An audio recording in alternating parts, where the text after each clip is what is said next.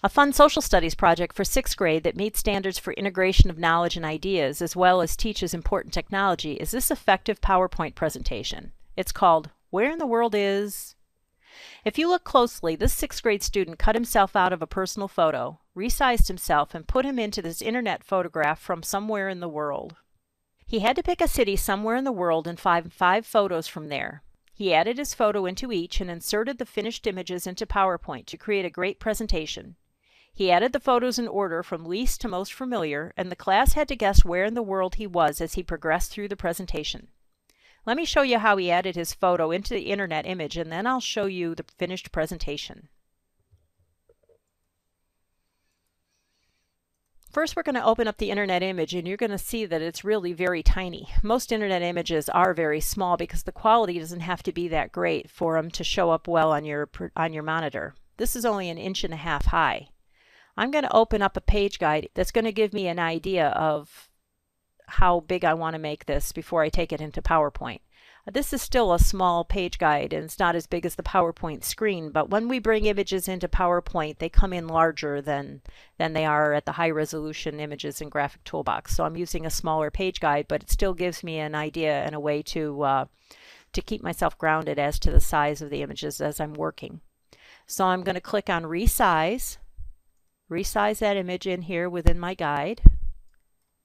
And you'll see that the quality isn't great, but it's certainly good enough for this purpose.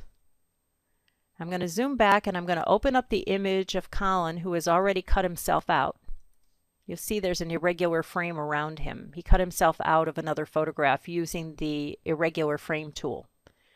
Now we're going to use the resize function. Zoom in.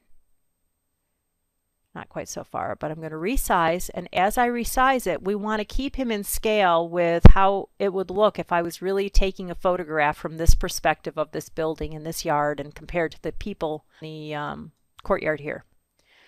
Once we add him in, he becomes part of the image, and we're going to frame the entire picture with him too. Copy it to the clipboard.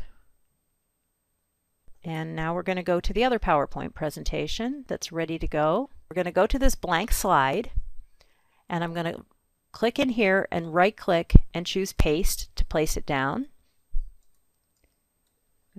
I'm going to make the height 7.5 so that it fits perfectly, and then just slide it down into place. Now we'll actually watch the presentation and we'll see where in the world he is. That's the picture we just did. The same image, he's slightly larger so that he looks like he fits into this scene better. You can see he's flipped himself here, so he's facing the other direction, and he's also larger, so that you can even see the writing on his shirt is backwards. He's back facing the other direction and then leaning against a tree, so it looks natural. And then now here he is in the final scene, which is supposed to be the one that gives it away. But he's made himself grayscale and he's put himself right into that film strip. So do you know where he is? He was in Casablanca, Africa. And he had a lot of fun doing this too. I'm sure you can imagine how educational this lesson can be if the entire class chose different cities and created presentations for the class. By the end of the presentations, the students will have seen 5 photos from about 25 students, which means about 125 photos from around the world. And by having the students add themselves into the photos, it makes the presentation more fun and memorable. I hope I've been able to show you a meaningful representation of how valuable Graphics Toolbox is in the classroom, how it will help you to meet core curriculum standards, and how vital this technology is for preparing your students to be competitive in this highly visual world. I hope that you'll also see that the possibilities are endless on how Graphics Toolbox can be implemented across all subjects, with all ages and at all learning levels. You can see more projects and learn more at our website at www.greatsoftwaretools.com. Now, as passionate as we are to help schools integrate this valuable technology into their classrooms, we are equally dedicated to helping people learn to use Graphic Toolbox. A perfect way to get started is with our Getting Started with Graphics Toolbox tutorial videos. They take you step by step through 4 popular projects. They run about 45 to 60 minutes long, but are set up in chapters so you can stop and start as needed. We suggest that you have the video and the Graphics Toolbox open at the same time.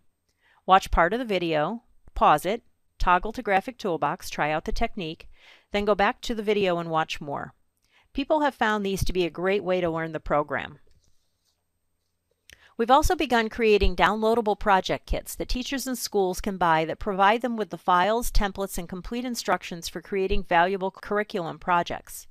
They are a great way to learn Graphics Toolbox while creating projects that meet core curriculum standards. Thank you for attending our webinar, and we hope to have the opportunity to talk with you personally about helping your school integrate Graphics Toolbox into your curriculum. Call or email us for further information and pricing. Thank you.